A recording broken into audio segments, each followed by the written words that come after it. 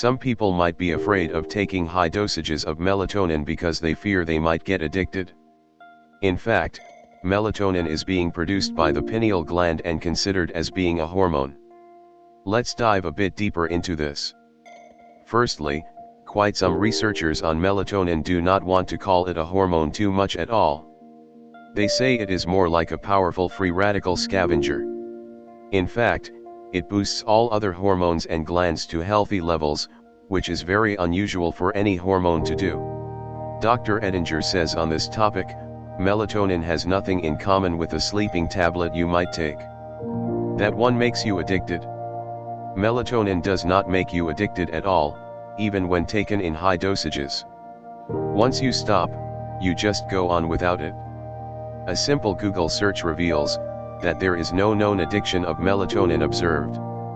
Of course they mean the 3 mg or 5 mg melatonin for sleeping. Instead of making you addicted, melatonin helps you to manage drug addiction, as this NIH publication reveals. It says here. Conclusion. To date, melatonin and its analogs have continued to show promise in the management of drug addiction. Evidences from both animal and human studies continue to show the potentials of melatonin and its analogs in the management of drug addiction. Does it go any better than that? The NIH, National Institutes of Health, says that they could not find any lethal dosage when given melatonin to mice. This is a standard procedure they conduct for any substance they examine, to find the lethal dosage. None established with melatonin.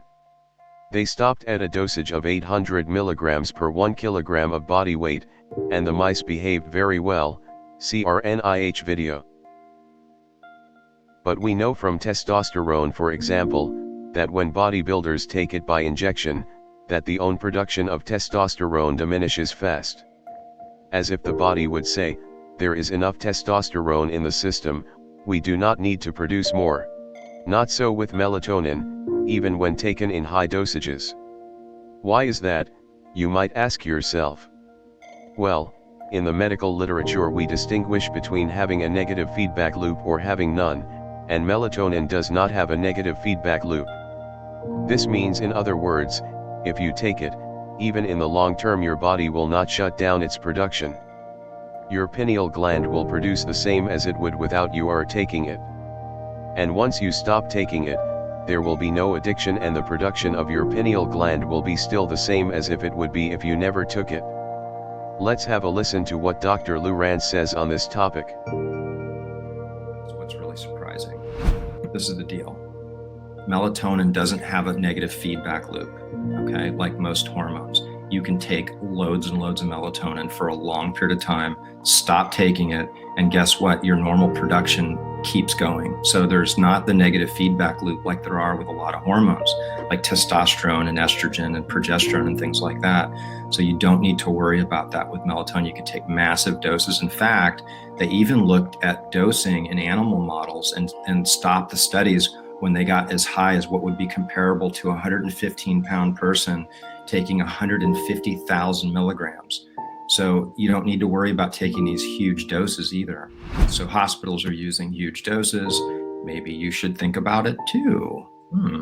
This is a paper that talked about how melatonin inhibits viral budding. So this is the way viruses reproduce, and they kind of bud off and then they go around and infect more cells. So melatonin inhibits that. So, we are talking about a molecule that has no negative feedback loop and will not interfere with your body's own production of melatonin. With all the advantages it gives you and not one disadvantage that we could find in our entire research, this is a non-brainer. Let me recall some here. We are talking about a molecule that is not regulated by the FDA. More and more experts recognize as the best anti-aging molecule there is, when taken not orally. Is very promising for many kinds of cancer and heart disease, NIH National Institutes of Health. Sits right at the mitochondria of every cell and can even create new mitochondria, Dr. Edinger. Can repair your DNA. Upregulates all of your cells, even cancer cells that run on 40% ATP or less. Gives you a sleep not known before, after taking it for a while. Is the best anti-stress molecule. Is being used by all living organisms against stress.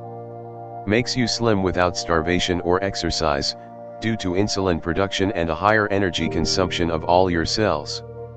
Everybody loses weight on high dosages of melatonin and builds up muscle, Dr. Ettinger. Can activate your pineal gland, when taken in high dosages and not orally, and make all the above mentioned work. The list goes on.